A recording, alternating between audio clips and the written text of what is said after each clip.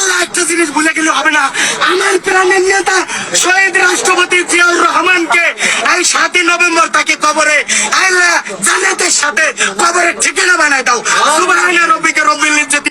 আচ্ছা, উনি চমৎকার, তার যে বডি ল্যাঙ্গুয়েজ, তার যে এক্সপ্রেশন, এই ধরনের মোনাজাত কিন্তু পৃথিবীতে আমি এটা প্রথম দেখেছি। আপনারা কেউ এই ধরনের মোনাজাত আর কোথাও দেখেছেন কিনা জানাবেন, খুবই ভালো। ওনাকে সারা বাংলাদেশের মানুষ চিনে। তার মোনাজাতের আরেকটি অংশ আছে, সেটিও আমরা একটু শুনি।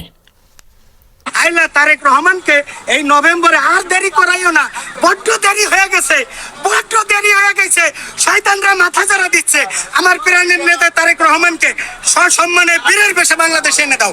আল্লাহ শহীদ রাষ্ট্রপতি জিয়াউর রহমানের আল্লাহ আজকে 7ই নভেম্বর, যার জন্ম না হলে বাংলাদেশ হয়তো কিনা সন্দেহ, সেই রাষ্ট্রপতি জিয়াউর রহমানের কবরের সাথে, জিয়া উদ্যানের সাথে ওই জান্নাতুল ফেরদৌসের একটা লাইন সংযোগ করে দাও।